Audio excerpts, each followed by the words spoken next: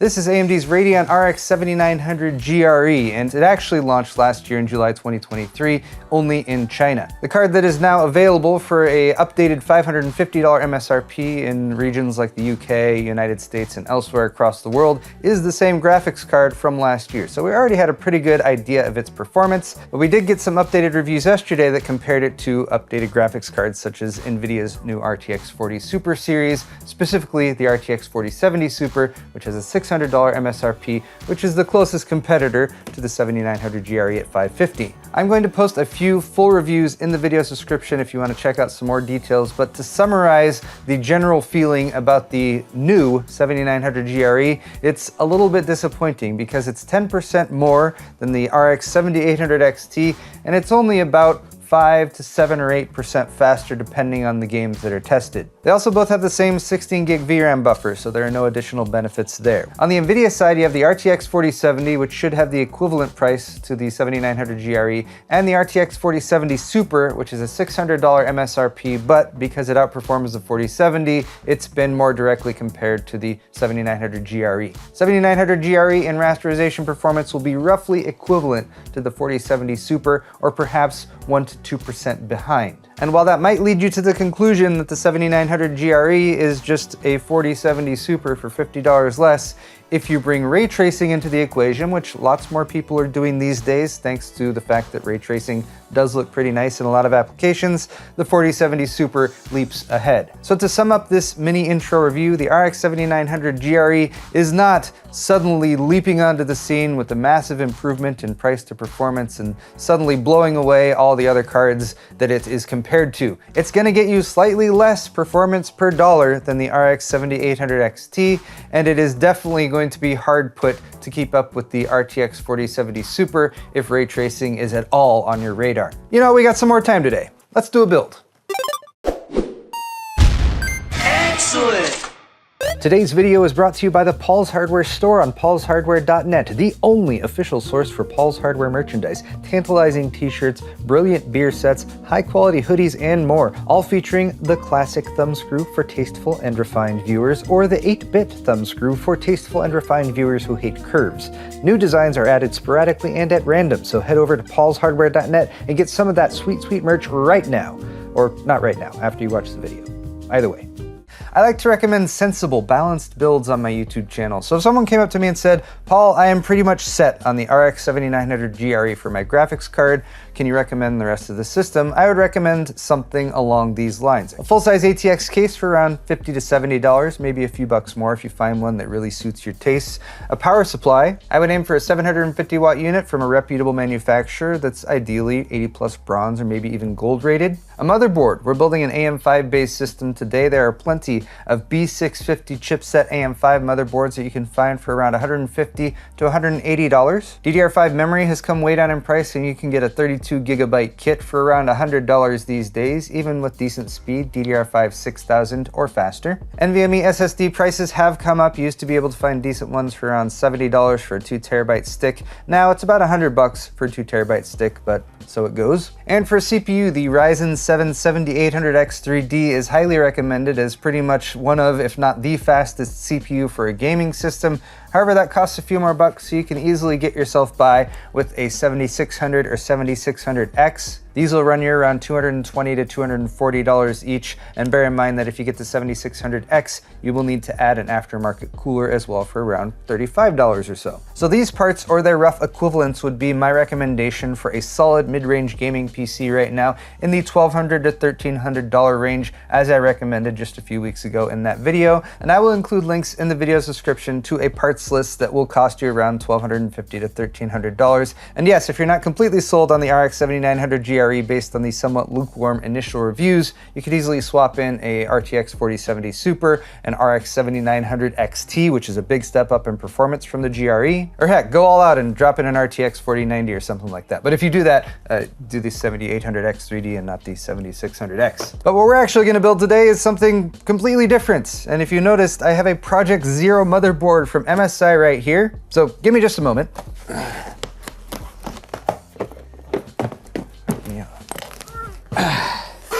All right, there it is. We're doing a pretty over-the-top build now featuring a lot of Corsair stuff with their new iCue Link components, which should be interesting. And also, this is going to be my first build featuring a motherboard with the connectors on the back of the board instead of the front. And I'll talk about my feelings about this new trend as we proceed with the build. Speaking of which, let's proceed with the build and go over the parts we're assembling.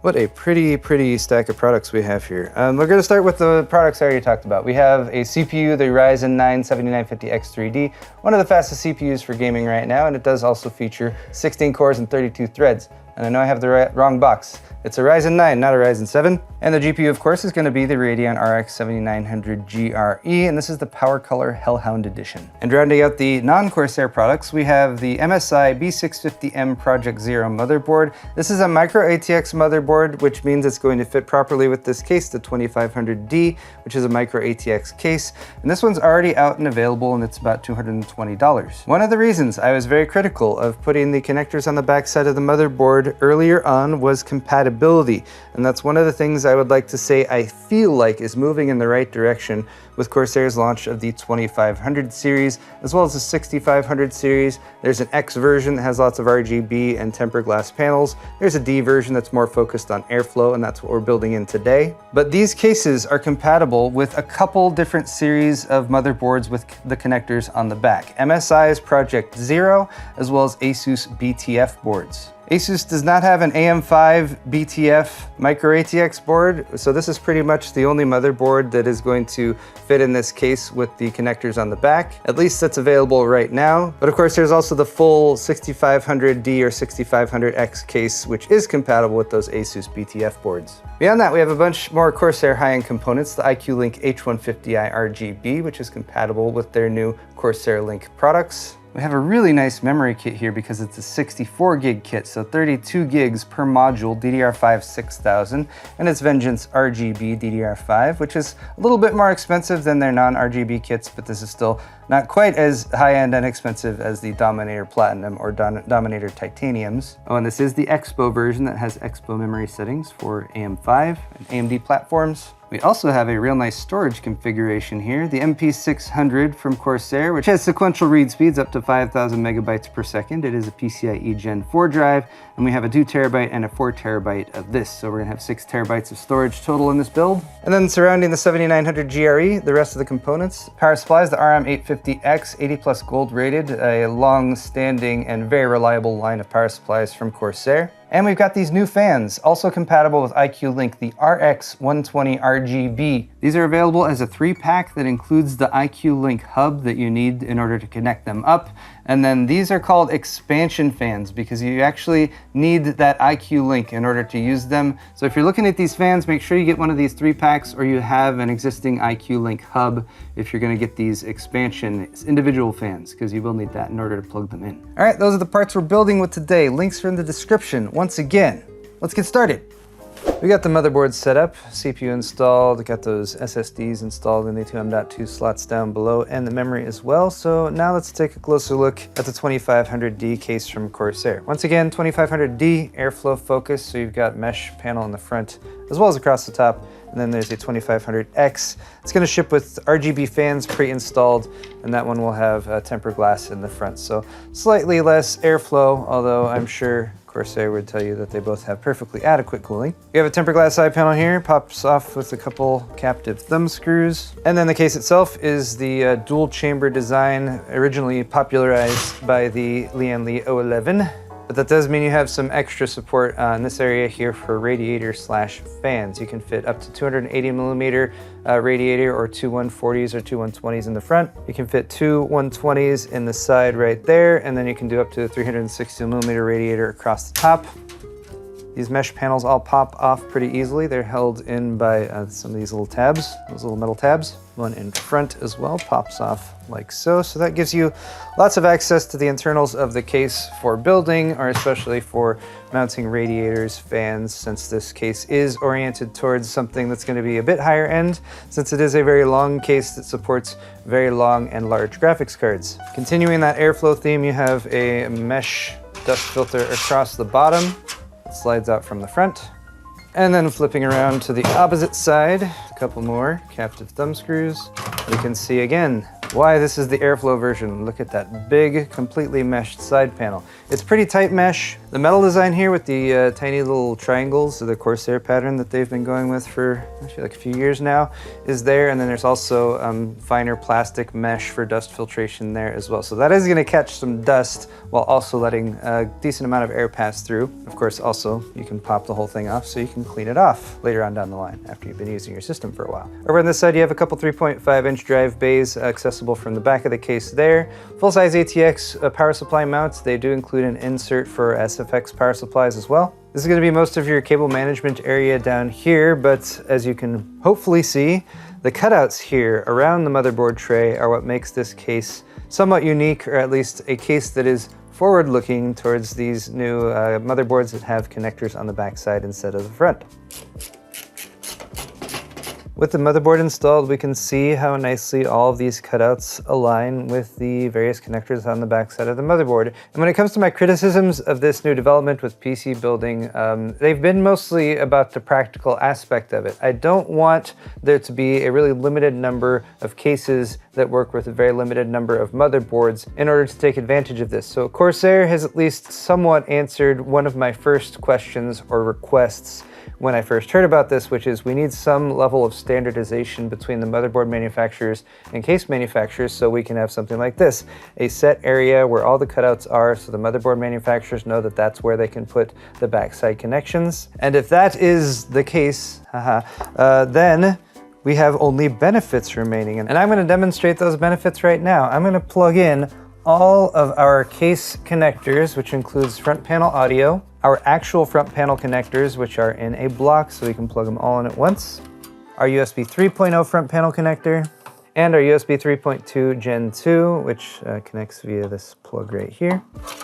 That was very fast. That was very easy. That, practically speaking, was easier, and especially if you're looking at this from the perspective of a first-time builder, than it is to pass the cables through, do a little U-turn, and then plug them into their respective spots on the motherboard. I also like that certain plugs like your SATA connectors here, which you might want to have access to for expansion in the future, are potentially going to be a little bit easier to access back here than they might be on the front. Now that's going to be, I think, again, a case-by-case situation. You might have a lot of cables back here that block it, but I do think there are benefits with the rear-mounted cable connectors beyond just the aesthetic value that you may or may not feel is beneficial to you of having the cables be back here versus being exposed on the main viewing side of the PC build. And as we can see, looking here from the front, everything's looking real clean because you can't see any of those cables. Granted, we haven't installed everything. We still need to install our CPU cooler, graphics cards, fans, and all that stuff. So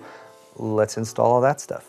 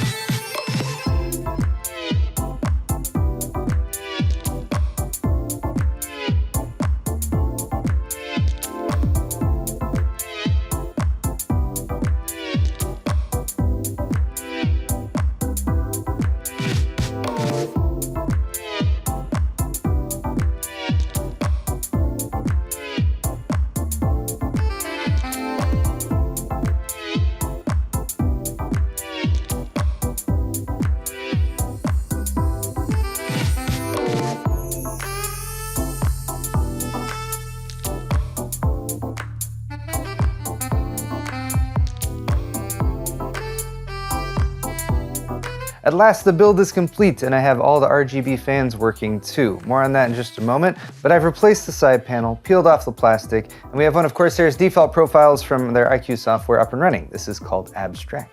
But it's the end part of the video now, when I typically give some summary and conclusion on the performance or the process of building the system. So I'm going to do a little bit of all of those things since we have a lot of products to talk about. Let's start with the graphics card, since that's what I started this video off with a mini review of. And although there were some complications earlier this week that limited the amount of time I had to test the card, I did run 3D Mark times by Extreme really quick. And this is just verifying the performance compared to some of the benchmark results I referenced at the beginning of this video. The graphics score is what we want to focus in on here. We scored 10,279. That is roughly 1,000 points more than the 7800 XT would score. It'll score around 9,200 and 9,400 in this test. So that's pretty much falling in line with that 10% or slightly less than 10% performance uplift. Of course, these 3D Mark tests are pretty optimized, so you're not always going to get this type of scaling, which is why some of the other benchmark reviews that are out have shown performance uplift that's maybe more in the 6 to 7 to 8% range. Although some of the overclocked aftermarket versions of the card do seem to be outperforming and getting up to the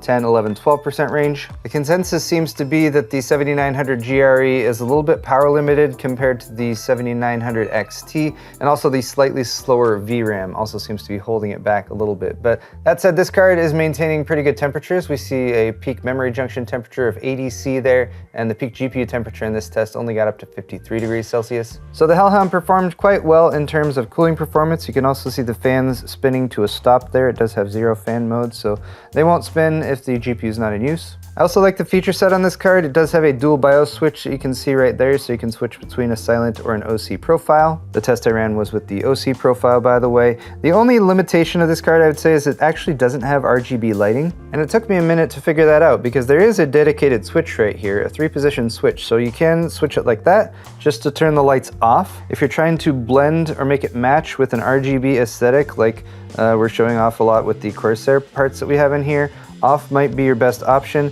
Your other two choices are the purple, which is, I believe, amethyst purple, or if you switch it all the way to the left, it's that ice blue finish. So I'm glad you at least have a couple color options to choose between. I like the fact that there's a physical switch on the board, so you can just physically switch it to whatever you want it to be. But for anyone who had a very specific lighting or color scheme in mind and was considering this card, it might be a little bit limiting for you there. Thankfully, the aftermarket cooler performs really well otherwise, so good cooling performance, stays nice and quiet. So that's a quick rundown of the 7900G, specifically PowerColor's Hellhound version. Let's talk about the rest of the build though. We have the new Corsair case, the 2500D. We have the new back to front, or I guess I should say Project Zero motherboard here with the backside connectors. And we have some new components, including Corsair's RX series fans, the RX 120 RGBs, which are distinct from the QX fans. So the top fans here are the QX fans at existing model. RX fans can be seen here. They have fewer LEDs, so they just have some central LEDs in the central hub, but those do shine out to this side panel here, and this is actually a removable piece that bulges out just a little bit. They just ship with these that have the Corsair branding on them, but I believe you can like 3D print or purchase replacements for those to swap them out to customize your build a little bit further. But they are part of Corsair's iCue Link family, which means they have that proprietary connector, which yes, is proprietary, but allows you to daisy chain things together, which is pretty convenient for the build process since it handles both the power for the fan and the RGB lighting control. So I have this rear fan just connected up to the back of these top 3 fans, which are going over and then connected to the hub that's integrated as part of the all-in-one liquid cooler. And then that is fed back to one of the 2 connectors on the iCue hub. So that's basically 5 devices, the 4 fans, plus the RGB from the AIO. Then my intake fans here are also daisy chained together. It goes from this one to this one cable over to the 2 in the back, and then those are plugged into the other connector. So wiring up all that RGB is definitely easier, and I do appreciate some of the accommodations Corsair has made, like in the 2500D case, such as a little gap here at the bottom of where the fan mounts go, just to allow you to pass the cables down through. And although I would say that this is a pretty sizable case for being a micro ATX case, it does still have a pretty substantial footprint, and it is certainly still quite wide since it is that double wide design with the back chamber for the power supply and cable management. It does mean that you have plenty of room to work with. So even if I wanted to reach back here to something like, oh, there's 2.5-inch drive mounts back there that you can put in a place where you can see your 2.5-inch drives, That's still fairly accessible from this side, as well as of course if you remove the rear panel. And it did make it fairly easy to get all of these fans installed, and they even have like those new little screws that come with these fans that have really wide threading, but it means you only need like a quarter or a half turn to screw in the screw all the way, which seems like a pretty minor like savings in terms of time or effort. But when you're screwing in 4 screws per fan and you have 1, 2, 3, 4, at least 5 fans that weren't pre-installed that I did, I'll say I appreciated it. Those were helpful. The only real snafu that I encountered with the fans in particular was that I had 2 of these iCue hubs, one that came with the AIO and one that came with the new RX series fans. I should have used the one that came with the RX series fans because that one had updated firmware on it. I instead used the one that came with the AIO, which was an older one, and Corsair hadn't quite patched in their website to have the updated firmware yet, which meant that when I first powered the system on, I had all fans spinning, but I didn't have any RGB from the RX fans, which was part of the reason this video took a little bit longer than expected, because I had to sort of get through the troubleshooting for that. That shouldn't be an issue for anyone now, because if you are installing one of these iCue hubs, the Corsair software should update the firmware for it. It was just such a new product with the RX series fans that they hadn't updated that on their servers yet. To round things out, I'm running the IDA64 system stability test, which is a full system stress test that's stressing the CPU, it's stressing the graphics, it's stressing the memory, it's even stressing the iGPU that's part of the 7950X3D. As a result, the fans have spun up, so it's definitely louder, but I would say not too loud, especially considering that we're running a full system stress test. These new RX 120 fans have a magnetic dome bearing, and Corsair is specifically engineering these to have really good performance when it comes to static pressure and airflow, so you can use them with radiators, or as I have them set up for system airflow. I'm still very torn when it comes to the ecosystem thing, because whereas you do have a lot of ease of use in terms of installation with the iCue Link setup, and you have at least a little bit more flexibility when it comes to the fan options that are available, these are still quite expensive. The QX fans, a single fan by itself is $50. These are a little bit less expensive. They have fewer LEDs, but it does mean that if you were interested in the iCue Link setup, but you're like, man, 50 bucks a fan is a lot, you at least have a slightly more affordable option. I will say though, when it comes to the process of building, using the iCue Link connectors and also combining that with the rear-mounted connectors on the MSI Project Zero motherboard, which this case supports, I did appreciate the ease of daisy chaining multiple fans together. I did appreciate the ease of plugging in all the plugs on the back side of the motherboard after it was installed here. If I had to make a call one way or the other, I would say those things are nice. I don't think they're absolutely necessary, and I don't think this is going to be like a fundamental shift in how PCs are built and everyone's going to switch to the backside mounted connectors and having some sort of proprietary solution to daisy chain everything together. If you can afford that, especially if you've built an RGB system before and you've had to deal with all of those different connectors and plugs and gotten really frustrated with it, then I would say yes, it is a better solution, but of course, is it worth the money? It's really hard to say. Depends how much money you have, I guess. But our stress test has now been running for well over 10 minutes. You might note that the RGB effects are actually even affected by that because the system is under such load. It's shifting slightly slower than it was before. IDA64 stress test is serious business. All right, we switched to rainbow at least. But here we are. After more than 14 minutes of the stress test, our CPU has peaked at 89 degrees Celsius. That's actually a good result. The 7950X and 7950X3D can get up to above 90. 95 is where it would peak, so I'm glad that the H150i iCue Link is keeping up. And our graphics card is even cooler. We peaked at 60 degrees Celsius, and the memory has only gotten up to 72. Even the hotspot is only at 82 degrees Celsius, so excellent cooling performance from the case, from the GPU, from the AIO, and from these fans. I just stopped the stress test, so let's wait for the fans to spin back down. The noise levels drop precipitously and it gets really quiet. And remember, that is a full system stress test. So in terms of real world use, gaming, and even some heavier lifting applications that might actually do some CPU intensive workloads, you're never going to hit that level of system load on a typical desktop PC. But with all of those things being said, I know this video has gone very long and I probably bit off a little bit more than I could chew, but hey, lots of information to throw at you guys, and I hope you've enjoyed the build. I hope you've enjoyed seeing some of the test results, and let me know in the comments what you think of the 7900 GRE, what you think of putting the motherboard connectors on the backside, what you think of Corsair's new 2500D case, as well as using it along with Corsair's entire iCue Link ecosystem. I'll post links to the parts I've built with today. I'll even post links to the parts I didn't build with today, so those are down in the video's description if you want to check them out. You can also hit the thumbs up button if you enjoyed this video, and you could also subscribe to my channel for more videos like this one coming at you real soon. A closing reminder to check out my store at paulshardware.net for all manner of high quality merchandise, t-shirts, hoodies, beer sets, and more. Thank you guys so much again for watching this video, and we'll see you in the next one.